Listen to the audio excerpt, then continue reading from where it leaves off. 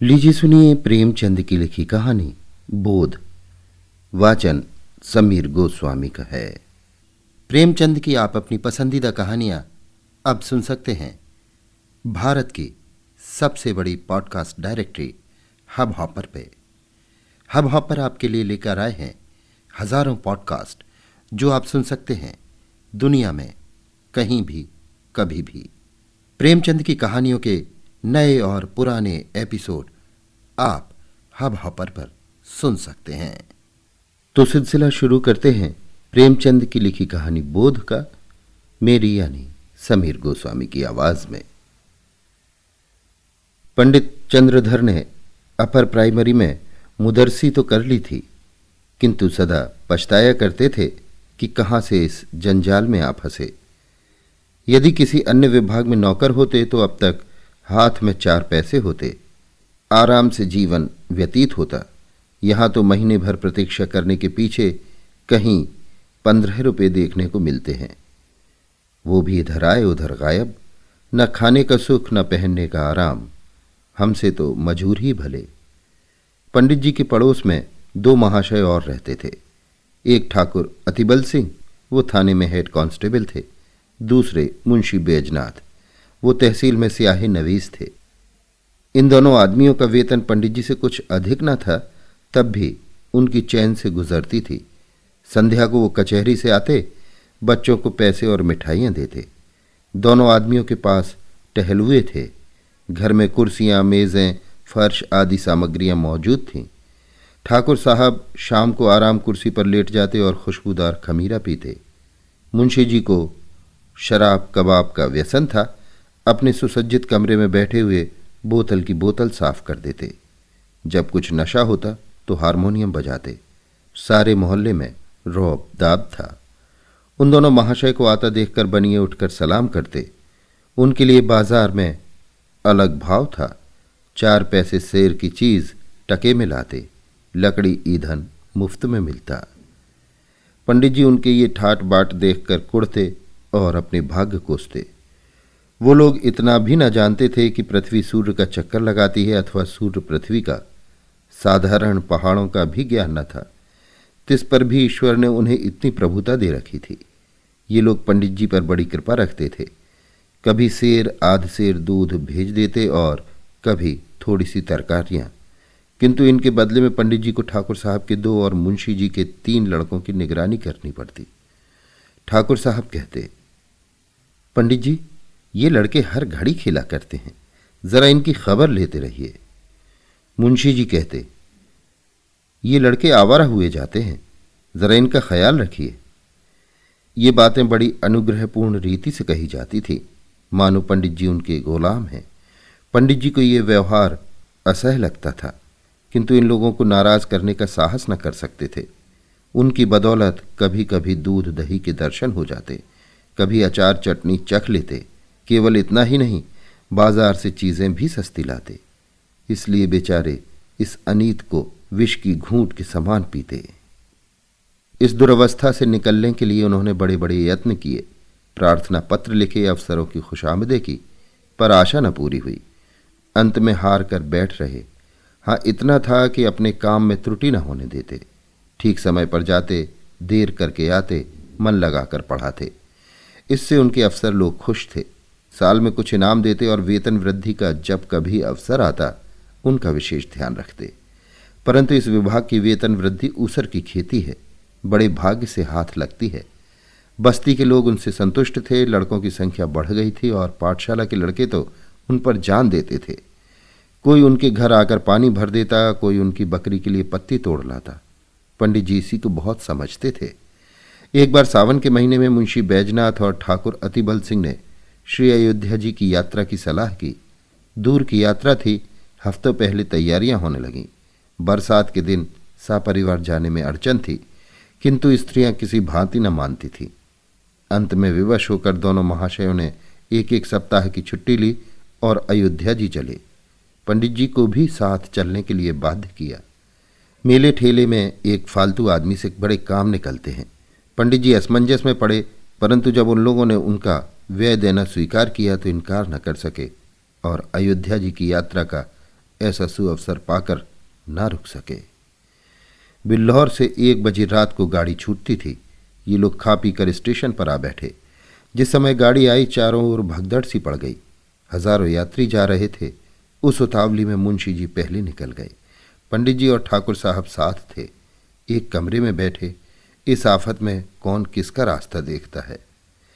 गाड़ियों में जगह की बड़ी कमी थी, परंतु जिस कमरे में ठाकुर साहब थे उसमें केवल 4 मनुष्य थे। वो सब लेटे हुए थे। ठाकुर साहब चाहते थे कि वो उठ जाएं तो जगह निकल आए। उन्होंने एक मनुष्य से डांट कर कहा, उठ बैठो जी, देखते नहीं हम लोग खड़े हैं। मुसाफिर लेटे लेटे बोला, क्यों उठ बैठे जी, क्या तुम्हारे बैठने का ठेका लिया है?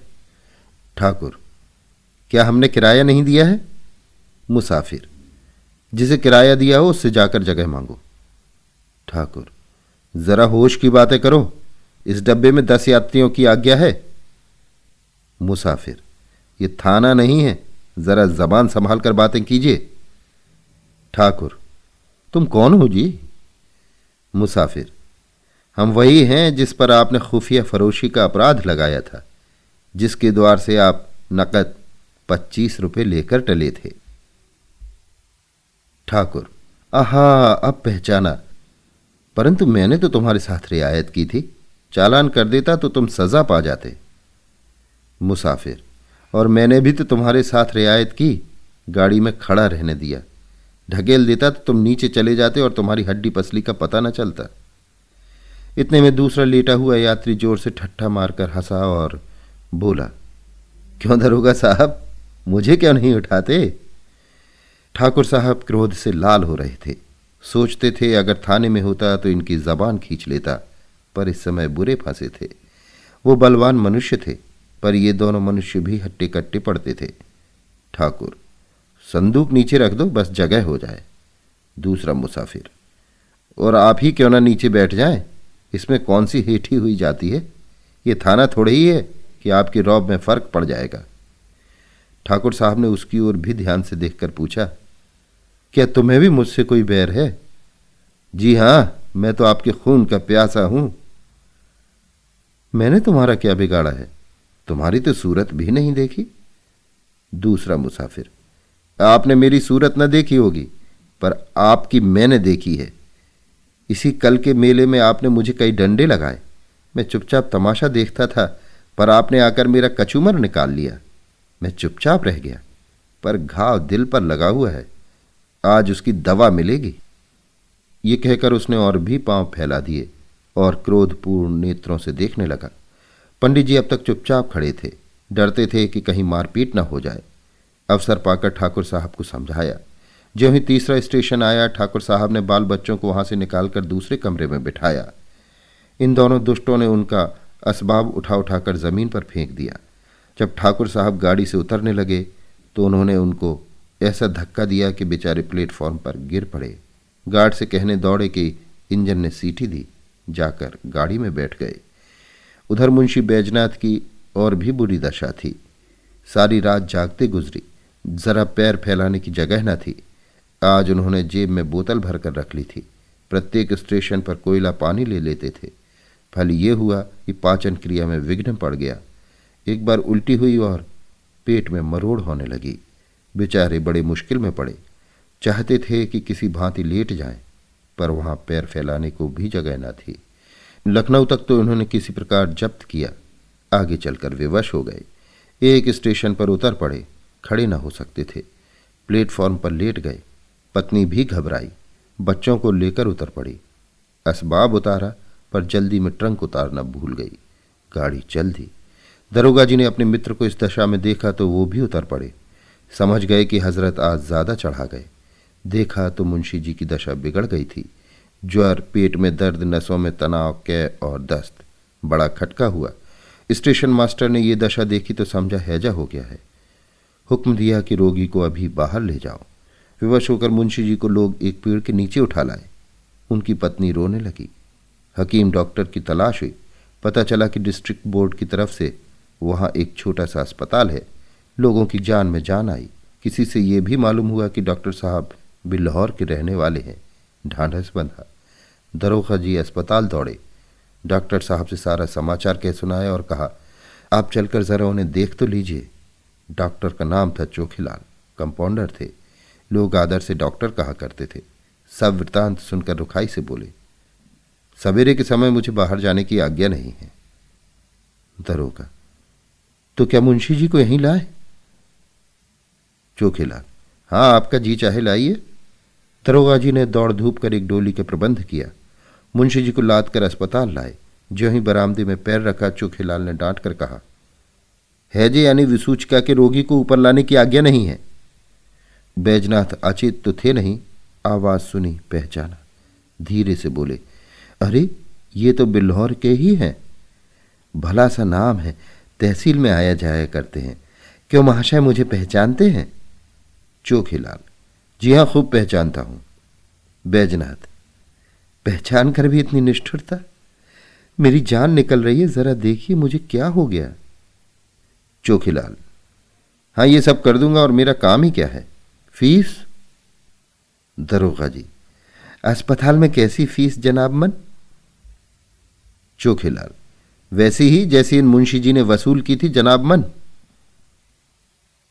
दरोगा, आप क्या कहते हैं, मेरी समझ में नहीं आता।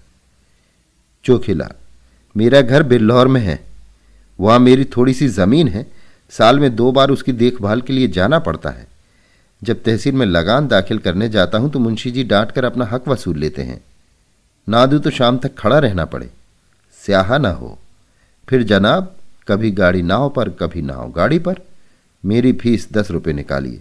देखूं दवा दूं, नहीं तो अपनी राह लीजिए। दरोगा, 10 रुपये? चोखीलाल, जी हां, और यहां ठहरना चाहें तो 10 रुपये रोज। दरोगा जी विवश हो गए। बैजनाथ की स्त्री से 10 रुपये मांगे। तब उसे अपने वक्स की याद आई, छाती पीट ली। दरोगा जी के पास भी अधिक रुपए नहीं थे। किसी तरह 10 रुपये निकालकर चोखीलाल को दिए। उन्होंने दवा दी। दिन भर कुछ फायदा न हुआ। रात को दशा संभली। दूसरे दिन फिर दवा की आवश्यकता हुई। मुंशियाइन का एक गहना जो 20 रुपये से कम का न था, बाजार में बेचा गया। तब काम चला। चोखीलाल को दिल में खूब गालियां दी। श्री अयोध्या जी में पहुंचकर स्थान की खोज हुई। पंडों के घर जगह न थी। घर घर में आदमी भरे हुए थे। सारी बस्ती छान मारी, पर कहीं ठिकाना न मिला। अंत में ये निश्चय हुआ कि किसी पेड़ के नीचे डेरा जमाना चाहिए। किंतु जिस पेड़ के नीचे जाते थे वहीं यात्री पड़े मिलते। सिवाय खुले मैदान में रेत पर पड़े रहने के और कोई उपाय न था। एक स्वच्छ स्थान देखकर बिस्तरे बिछाए और लेटे। इतने में बादल घिराए, बूंदें गिरने लगी, बिजली चमकने लगी। गरज से कान के पर्दे फटे जाते थे। लड़के रोते थे, स्त्रियों के कलेजे कांप रहे थे। अब यहां ठहरना दुस्सह था, पर जाएं कहां? अकस्मात एक मनुष्य नदी की तरफ से लालटेन लिए आता दिखाई दिया। वो निकट पहुंचा तो पंडित जी ने उसे देखा। आकृति कुछ पहचानी हुई मालूम हुई, किंतु ये विचार न आया कि कहाँ देखा है। पास जाकर बोले, क्यों भाई साहब, यहाँ यात्रियों के रहने की जगह न मिलेगी? वो मनुष्य रुक गया। पंडित जी की ओर ध्यान से देखकर बोला, आप पंडित चंद्रधर तो नहीं है? पंडित जी प्रसन्न होकर बोले, जी हाँ, आप मुझे कैसे जानते हैं? उस मनुष्य ने सादर पंडित जी के चरण छुए और बोला, मैं आपका पुराना शिष्य हूं। मेरा नाम कृपाशंकर है। मेरे पिता कुछ दिनों बिल्हौर में डाक मुंशी रहे थे। उन्हीं दिनों में आपकी सेवा में पढ़ता था। पंडित जी की स्मृति जागी। बोले, ओहो, तुम ही हो कृपाशंकर? तब तो तुम दुबले पतले लड़के थे, कोई 8-9 साल हुए होंगे। कृपाशंकर, जी हाँ, 9वां साल है। मैंने वहां आकर एंट्रेंस पास किया। अब यहां म्यूनिसिपैलिटी में नौकर हूं। कहिए, आप तो अच्छी तरह रहे। सौभाग्य था कि आपके दर्शन हो गए। पंडित जी, मुझे भी तुमसे मिलकर बड़ा आनंद हुआ। तुम्हारे पिता अब कहाँ हैं? कृपाशंकर, उनका तो देहांत हो गया। माता जी हैं। आप यहां कब आए? पंडित जी, आज ही आया हूं। पंडों के घर जगह न मिली, विवश हो यहीं रात काटने की ठहरी। कृपाशंकर, बाल बच्चे भी साथ हैं? पंडित जी, नहीं, मैं तो अकेला ही आया हूं, पर मेरे साथ दरोगा जी और स्याही नवील साहब हैं। उनके बाल बच्चे भी साथ हैं। कृपाशंकर, कुल कितने मनुष्य होंगे? पंडित जी, हैं तो 10, किंतु थोड़ी सी जगह में निर्वाह कर लेंगे। कृपाशंकर, नहीं साहब, बहुत सी जगह लीजिए, मेरा बड़ा मकान खाली पड़ा है। चलिए आराम से 1, 2, 3 दिन रहिए। मेरा परम सौभाग्य है कि आपकी कुछ सेवा करने का अवसर मिला। कृपाशंकर ने कुली बुलाए, असबाब उठवाया और सबको अपने मकान पर ले गया। साफ सुथरा घर था। नौकर ने चटपट चारपाइयां बिछा दी। घर में पूरियां पकने लगीं। कृपाशंकर हाथ बांधे सेवक की भांति दौड़ता था। हृदय उल्लास से उसका मुख कमल चमक रहा था। उसकी विनय और नम्रता ने सबको मुग्ध कर लिया। और सब लोग तो खा पी कर सोए, किंतु पंडित चंद्रधर को नींद नहीं आई। उनकी विचार शक्ति इस यात्रा की घटनाओं का उल्लेख कर रही थी। रेलगाड़ी की रगड़ झगड़ और चिकित्सालय की नोच खसोट के सम्मुख कृपाशंकर की सहृदयता और शालीनता प्रकाशमय दिखाई देती थी। पंडित जी ने आज शिक्षक का गौरव समझा। उन्हें आज इस पद की महानता ज्ञात हुई। ये लोग 3 दिन अयोध्या में रहे। किसी बात का कष्ट न हुआ। कृपाशंकर ने उनके साथ धाम का दर्शन कराया। तीसरे दिन जब लोग चलने लगे तो वो स्टेशन तक पहुंचाने आया। जब गाड़ी ने सीटी दी तो उसने सजल नेत्रों से पंडित जी के चरण छुए और बोला, कभी कभी इस सेवक को याद करते रहिएगा। पंडित जी घर पहुंचे तो उनके स्वभाव में बड़ा परिवर्तन हो गया था। उन्होंने फिर किसी दूसरे विभाग में जाने की चेष्टा नहीं की। अभी आप सुन रहे थे प्रेमचंद की लिखी कहानी पोध। वाचन समीर गोस्वामी का था।